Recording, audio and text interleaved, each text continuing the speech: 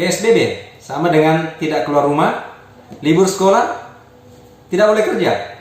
Simak terus ulasan di video ini agar Anda tidak salah paham dengan yang namanya PSBB.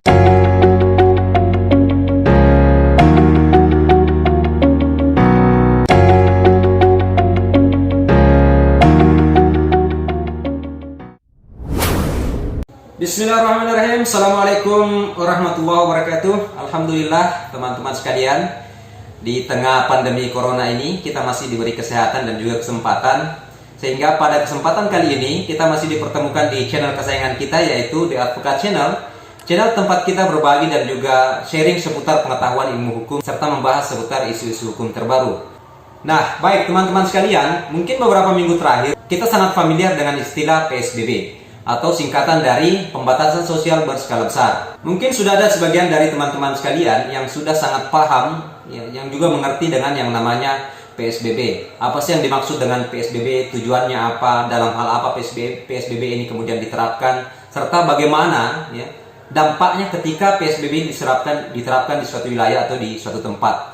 Kita ambil contoh misalnya teman-teman kita yang ada di ibu kota Jakarta sana.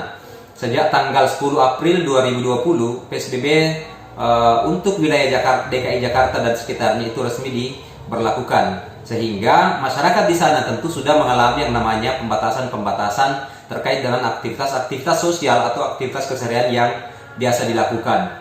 Beberapa daerah juga sudah mulai mengajukan untuk melakukan penerapan PSBB di wilayahnya.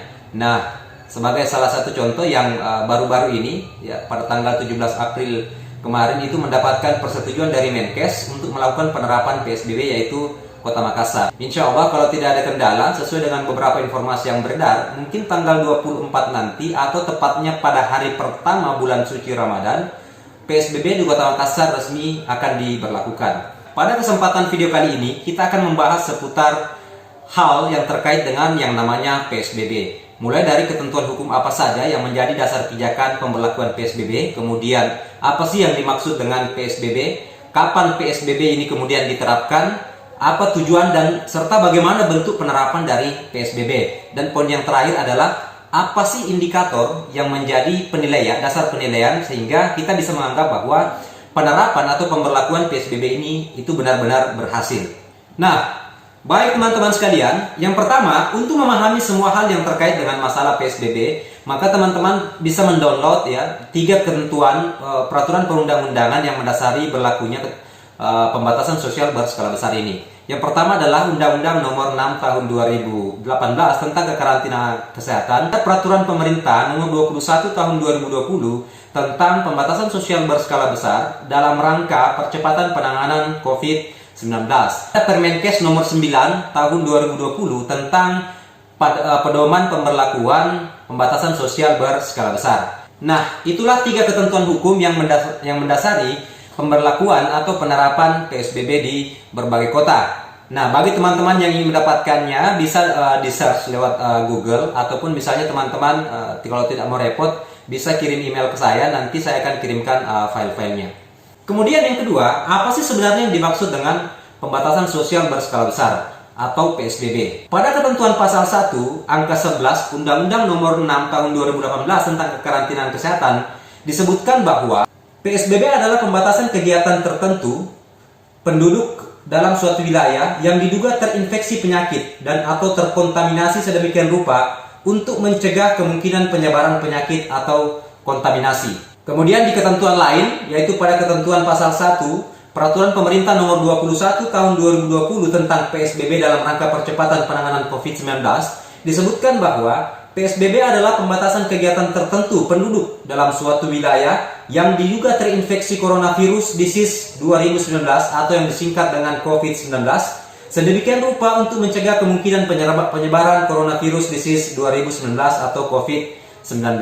Dari definisi ini, maka kita bisa memahami bahwa substansi inti dari PSBB adalah pembatasan kegiatan tertentu yang dilakukan oleh masyarakat. Jadi, kalau misalnya dalam aktivitas yang normal kita bisa melakukan banyak hal dan melakukan aktivitas keseharian kita, maka ketika PSBB ini diberlakukan, maka akan ada kegiatan-kegiatan tertentu yang dilarang atau dibatasi untuk dilakukan. Kemudian yang ketiga, kapan sih PSBB ini diberlakukan? Dalam situasi dan kondisi seperti apa, pemerintah kemudian dapat melakukan pemberlakuan terhadap PSBB. Pada ketentuan pasal 59 ayat 1 Undang-Undang Nomor 6 Tahun 2018 tentang kekarantinaan kesehatan ditegaskan bahwa PSBB adalah respon adanya kedaruratan kesehatan masyarakat. Jadi dari ketentuan pasal ini tegas bahwa PSBB hanya dapat diberlakukan ketika ada kedaruratan kesehatan masyarakat. Lalu apa yang dimaksud dengan kedaruratan kesehatan masyarakat? Di ketentuan pasal 1 angka 2 Undang-Undang Nomor 6 Tahun 2018 tentang kekarantinaan kesehatan disebutkan bahwa yang dimaksud dengan kedaruratan kesehatan masyarakat adalah kejadian kesehatan masyarakat yang bersifat luar biasa dengan ditandai penyebaran penyakit menular dan atau kejadian yang disebabkan oleh radiasi nuklir, pencemaran biologi, kontaminasi kimia, bioterorisme, dan pangan yang menimbulkan bahaya kesehatan dan berpotensi menyebar lintas wilayah atau lintas negara. Jadi, kedaruratan kesehatan masyarakat ini salah satu indikatornya tadi jelas dalam definisi itu adalah adanya penyebaran penyakit yang luar biasa. Nah, jika kita lihat kondisi saat ini bahwa penyebaran virus COVID-19 ini sudah terjadi dengan masifnya, ya, bahkan sekarang sudah hampir merata di semua kota-kota besar yang ada di Indonesia, ya. Dari jumlah yang awal mula ditemukan hanya 2, kemudian berkembang dan sekarang mencapai angka 4 ribuan dengan angka kematian yang cukup besar, ya. Jika dirata-ratakan persentasenya, mungkin Indonesia ini salah satu negara yang dampak penyebaran virus corona ini yang menyebabkan kematian yang cukup besar, karena rata-rata berkisar di antara 9 sampai dengan 10% dari total orang yang terpapar dengan virus corona. Kemudian pada ketentuan pasal 3 PP nomor 21 tahun 2020 itu kemudian dibuat penjabaran yang jauh lebih spesifik bahwa PSBB diperlukan jika jumlah kasus dan atau jumlah kematian akibat penyakit meningkat dan menyebar secara signifikan ke beberapa wilayah dan terdapat kaitan epidemiologis dengan kejadian serupa di wilayah atau negara yang lain. Jadi pada ketentuan pasal 3 PP nomor 21 tahun 2020 ini maka sangat jelas bahwa langkah penerapan PSBB di Indonesia itu diambil oleh pemerintah karena memang penyebaran COVID-19 ini itu hampir, ya, setiap harinya terjadi peningkatan yang sangat signifikan, apalagi di ibu kota dan juga wilayah-wilayah pendukungnya. Bahkan di Makassar sendiri, penyebaran COVID atau orang-orang yang sudah dinyatakan positif itu setiap harinya selalu bertambah. Itu menjadi tanda bahwa ada peningkatan yang signifikan yang membuat pemerintah harus melakukan penerapan PSBB untuk memutus mata rantai dari penyebaran COVID-19. Apalagi di berbagai tempat, ya, hampir sebagian besar kemudian teman-teman tenaga kesehatan menyatakan bahwa penyebaran COVID-19 ini itu dari manusia ke manusia dengan melalui bersin, ya, atau batuk, ya. Sehingga memang dibutuhkan ada kesadaran dari kita semua untuk selalu menggunakan masker. Kemudian ketika batuk upayakan untuk menutup hidungnya dengan menggunakan lipatan siku atau menggunakan tisu dan kemudian dibuang. Rajin-rajin mencuci tangan, apalagi ketika misalnya mau menyentuh mulut, hidung dan juga mata, ya. Karena setiap kita berada di luar maka kita selalu berada dalam risiko untuk terpapar yang namanya virus corona. Lebih spesifik lagi dan lebih detail lagi dijelaskan kembali pada ketentuan Pasal 9 Permenkes nomor 9 tahun 2020 bahwa ada 3 situasi yang membuat pemerintah dapat melakukan pemberlakuan PSBB. Yang pertama tadi sama dengan yang ada di ketentuan PP nomor 21 bahwa PSBB ini dapat diberlakukan jika ada peningkatan atau lonjakan kasus, ya, orang-orang yang terpapar dengan virus COVID-19. Kemudian yang kedua, bahwa penyebaran virus ini terjadi secara cepat dalam suatu wilayah tertentu. Jadi mungkin dalam rentan waktu 1 hari, lonjakan angka orang-orang yang terpapar ini dari 2 misalnya ke 10 ke 20 dan seterusnya. Nah, yang ketiga, ada tambahan bahwa PSBB ini bisa dilakukan ketika dalam suatu wilayah tertentu atau suatu daerah tertentu ada bukti bahwa sudah terjadi yang namanya transmisi lokal. Apa itu transmisi lokal? Yaitu penyebaran virus COVID-19 dari orang-orang yang memang berdomisili dan bertempat di suatu wilayah tertentu yang sudah terpapar dengan virus COVID-19. Jadi kalau misalnya awal-awalnya penyebaran virus COVID-19 ini adalah orang-orang yang dari luar masuk, sekarang penyebarannya itu bukan lagi dari orang luar yang masuk, tapi orang di dalam atau orang dalam suatu wilayah tertentu yang mungkin sebelumnya sudah terpapar oleh orang-orang yang dari luar, itulah yang kemudian menyebarkan kembali kepada orang lainnya. Nah, ketika situasi ini terjadi dalam suatu wilayah, maka pemerintahnya dapat mengajukan untuk melakukan penerapan PSBB seperti dengan yang terjadi di Makassar. Akan tetapi, meskipun 3 syarat ini sudah terpenuhi, ya, pemerintah daerah atau pemerintah tidak bisa sekonyong-konyong kemudian melakukan pemberlakuan PSBB. Karena di ketentuan ayat 2 pasal 9 ini, itu disebutkan bahwa daerah yang akan memberlakukan penerapan PSBB itu harus mempersiapkan ketersediaan kebutuhan hidup dasar rakyat, kemudian ketersediaan sarana dan prasarana kesehatan, ketersediaan anggaran dan operasional jaring pengaman sosial untuk rakyat yang terdampak, dan aspek keamanan. Jadi, ada syarat lain yang dipersyaratkan oleh pemerintah pusat sehingga suatu daerah itu dapat melakukan pemberlakuan terhadap PSBB. Yang pertama tadi yang menjadi pokok perhatiannya adalah bahwa sebelum melakukan penerapan pemberlakuan PSBB, maka pemerintah daerah wajib menjamin ketersediaan bahan kebutuhan pokok atau kebutuhan dasar pokok manusia, yaitu sandang, pangan, dan papan bagi setiap warganya yang terdampak dengan penyebaran virus COVID-19. Kemudian ada sarana dan prasarana kesehatan, makanya puskesmas sekarang ya, kemudian klinik yang ditunjuk, rumah sakit itu aktivitasnya hampir 1x24 jam untuk memberikan layanan kepada masyarakat terkait dengan keluhan-keluhan kesehatannya. Kemudian tersedia anggaran untuk jaring pengaman sosial, dan yang terakhir adalah memperhatikan yang namanya aspek keamanan. Dari ketentuan ini, maka kita bisa memahami bahwa semangat pemberlakuan PSBB ini adalah semangat untuk memberikan perlindungan kepada masyarakat. Oleh karena itu, maka sudah selayaknya pemerintah dan juga aparat-aparat penegak hukum nantinya yang diberikan tanggung jawab dan wewenang untuk melakukan penegakan hukum dan memonitoring serta mengawasi pemberlakuan PSBB ini, melakukan pendekatan yang lebih persuasif kepada masyarakat. Karena sekali lagi bahwa PSBB ini ya, salah satu semangatnya adalah semangat untuk memberikan perlindungan kepada masyarakat. Kemudian yang keempat, apa sih yang menjadi tujuan dari PSBB? Dari penjelasan-penjelasan di awal tadi, maka kita bisa memahami bahwa tujuan dari penerapan PSBB ini adalah untuk menghentikan atau mencegah adanya penyebaran penyakit menular, khususnya penyakit COVID-19 ini. Ini juga sudah ditegaskan pada ketentuan pasal 59 ayat 2 Undang-Undang Nomor 6 Tahun 2018 yang secara tegas menyebutkan bahwa PSBB adalah sebagai bentuk upaya mencegah meluasnya penyebaran penyakit kedaruratan kesehatan masyarakat yang sedang terjadi antar orang di suatu wilayah. Nah, kemudian yang kelima, bagaimana sih bentuk penerapan PSBB? Kegiatan-kegiatan apa saja yang dilarang dan atau dibatasi dalam pemberlakuan PSBB. Pasal 59 ayat 3 Undang-Undang Nomor 6 Tahun 2018 menyebutkan bahwa PSBB paling sedikit meliputi peliburan sekolah dan tempat kerja, pembatasan kegiatan keagamaan, dan atau pembatasan kegiatan di tempat atau fasilitas umum. Hal ini kemudian kembali ditegaskan pada ketentuan pasal 13 Permenkes Nomor 9 Tahun 2020. Di situ disebutkan bahwa PSBB meliputi peliburan sekolah dan tempat kerja, pembatasan kegiatan keagamaan, pembatasan kegiatan di suatu tempat atau fasilitas umum, pembatasan kegiatan sosial budaya, pembatasan moda transportasi, pembatasan lainnya khusus untuk aspek pertahanan dan keamanan. Untuk memahami ini lebih lanjut dan menghindari adanya kesalahpahaman, maka kita akan bahas satu persatu terkait dengan pembatasan masing-masing dari kegiatan-kegiatan ini.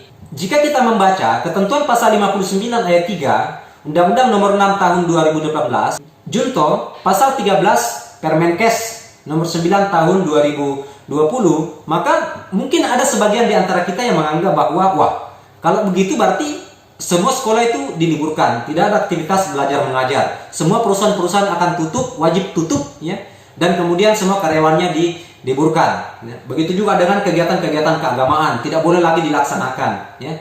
Nah, kita perlu memahami ketentuan pembatasan ini pada penjabaran atau penjelasan yang ada dalam Permenkes Nomor 9 Tahun 2020 ini. Jadi pada Permenkes Nomor 9 Tahun 2020, khususnya pada bagian lampiran, itu sudah disebutkan bahwa peliburan sekolah dan tempat kerja tidak berlaku bagi kantor, ya, tidak berlaku bagi kantor atau instansi strategis yang memberikan pelayanan pertahanan dan keamanan, kemudian ketertiban umum, kebutuhan pangan, BBM dan gas, pelayanan kesehatan, perekonomian, keuangan, komunikasi, industri, ekspor dan impor, distribusi logistik, dan kebutuhan dasar lainnya.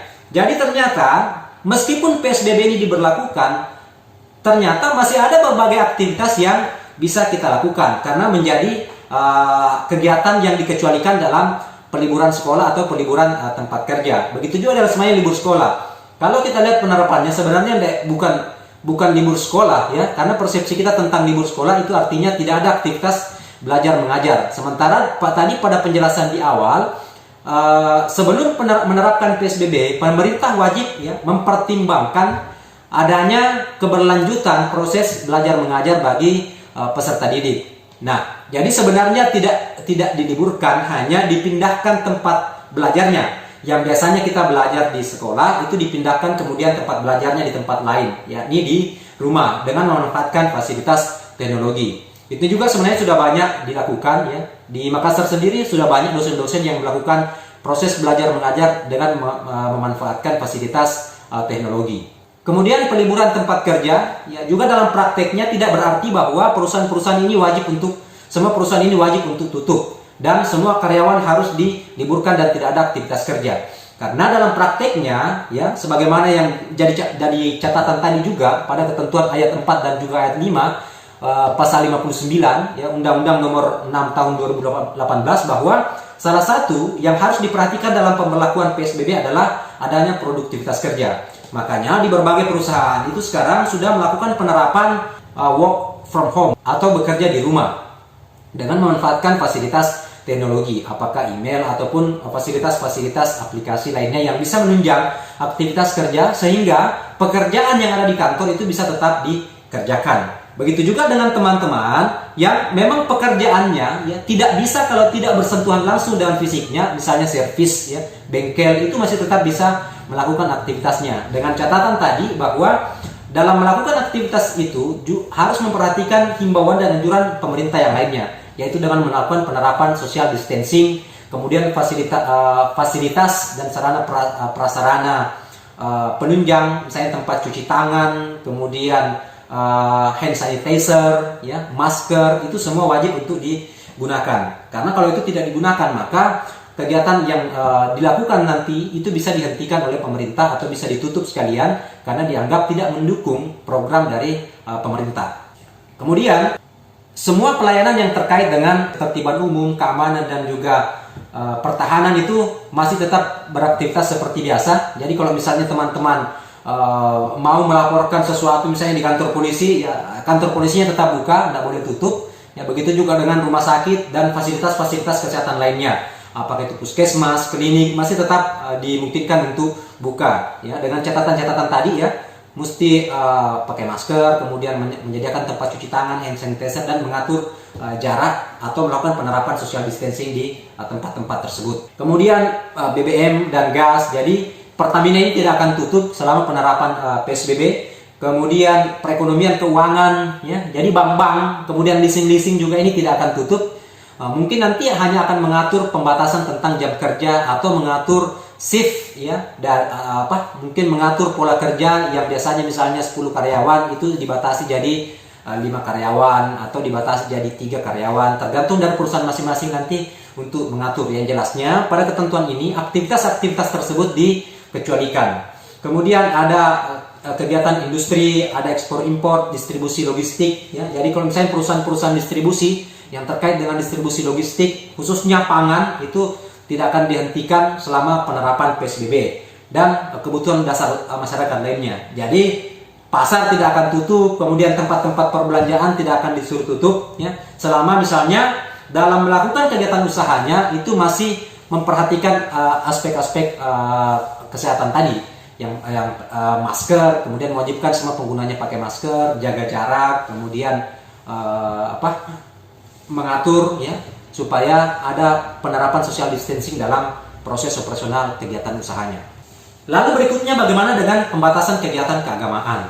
Sebenarnya sih prakteknya itu sudah terjadi sebelum penerapan PSBB, di mana sesuai dengan himbauan dari MUI khusus misalnya teman-teman umat muslim bahwa kegiatan-kegiatan keagamaan atau kegiatan-kegiatan ibadah yang biasanya terjadi pengumpulan massa atau pengumpulan orang, misalnya kegiatan aktivitas sholat berjamaah, sholat Jumat di masjid, itu sekarang digantikan dengan aktivitas ibadah di rumah. Jadi pembatasannya adalah bukan dilarang untuk melakukan ibadah, tapi kegiatannya dipindahkan, ya. Yang biasanya dilakukan di masjid itu kemudian dipindahkan di rumah. Jadi kalau misalnya sholat berjamaah yang biasanya kita lakukan di masjid sekarang dibatasi, ya, kita masih tetap bisa melakukan sholat berjamaah di rumah dengan keluarga yang lain.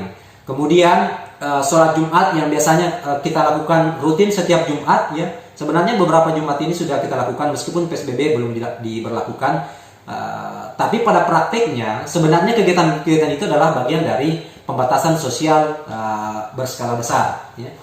Jadi kalau kita lihat sih, ya, PSBB sekarang ini adalah bentuk legitimasi, ya, dari pemerintah untuk menyatakan bahwa kegiatan-kegiatan sebelumnya itu adalah kegiatan-kegiatan yang sah yang dilakukan oleh pemerintah untuk mengantisipasi dan mencegah adanya penyebaran COVID-19 yang jauh lebih besar lagi. Lalu bagaimana dengan pembatasan kegiatan di tempat umum, misalnya di pasar, kemudian tempat-tempat perbelanjaan? Apakah tempat-tempat ini kemudian harus tutup, ya?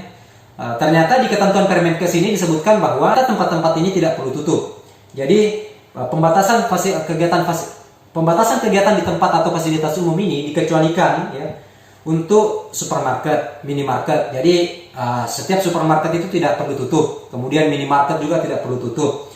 Pasar, toko, dan tempat-tempat penjual obat-obatan dan alat-alat kesehatan ini juga tidak akan tutup. Kemudian barang-barang kebutuhan pokok dan barang penting ini juga tidak akan tutup.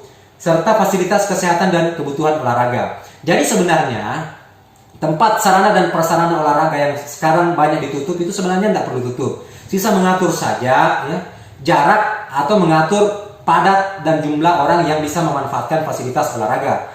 Karena tidak bisa dipungkiri bahwa tinggal di rumah, ya, kemudian tidak melakukan aktivitas apa-apa juga itu bisa menimbulkan penyakit yang mungkin jauh lebih berbahaya daripada yang namanya corona. Stres, ya, kemudian diabetes, dan banyak penyakit-penyakit lain yang mungkin jauh lebih berbahaya daripada corona kalau misalnya kita tidak bisa membuat perencanaan yang baik selama melakukan aktivitas dan kegiatan di rumah. Kemudian pembatasan kegiatan sosial budaya. Apakah kegiatan-kegiatan seperti misalnya upacara-upacara adat itu kemudian harus dilarang? Jadi sebenarnya tidak dilarang, ya.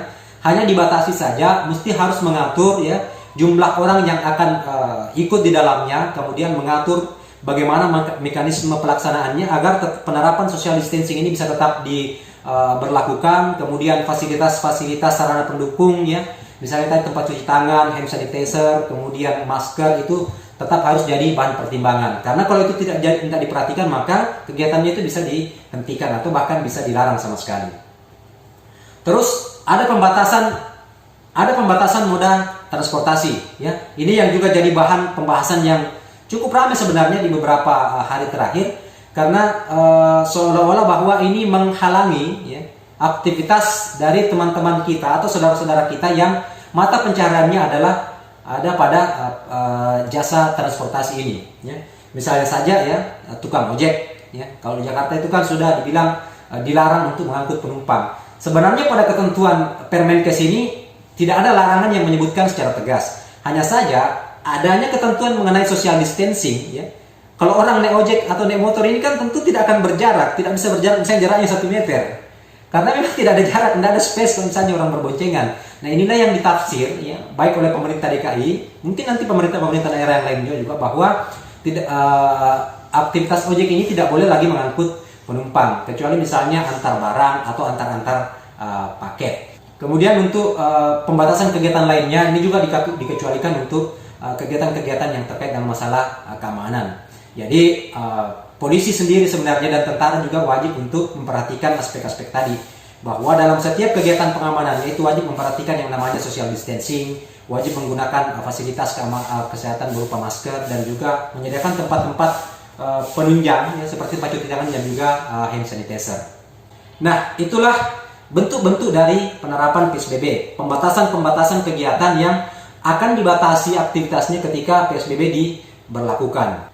Yang terakhir, kapan sih PSBB ini dianggap berhasil? Jadi PSBB dianggap berhasil diterapkan ketika memenuhi 3 syarat. Yang pertama, bahwa pelaksanaan PSBB ini berlangsung dengan baik Misalnya tidak ada keributan, tidak ada pemberontakan atau perlawanan dari masyarakat yang dibatasi kegiatan-kegiatannya, ya.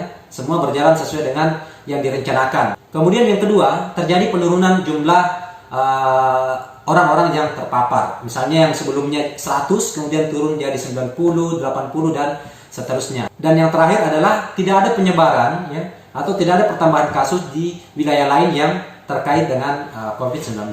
Nah, ketika tiga hal ini kemudian terpenuhi, maka PSBB ini bisa dipertimbangkan untuk dicabut pemberlakuannya. Kalau tiga situasi ini atau tiga syarat ini belum terpenuhi, maka penerapan PSBB masih bisa dilanjutkan untuk 14 hari berikutnya. Nah teman-teman, itulah penjelasan terkait dengan masalah PSBB. Semoga video kali ini bisa memberikan informasi dan juga pencerahan kepada teman-teman semua tentang apa sih yang dimaksud dengan PSBB, sehingga menghindari adanya kesalahpahaman dan mengantisipasi, ya, adanya hoax, informasi-informasi yang tidak benar yang bisa sampai kepada teman-teman. Semoga informasi ini bermanfaat. Mari kita dukung kegiatan pemerintah untuk melakukan pencegahan, ya, penyebaran COVID-19 ini agar aktivitas kita bisa kembali normal seperti biasanya. Salam sehat untuk semua, salam produktif untuk semua. Assalamualaikum warahmatullahi wabarakatuh.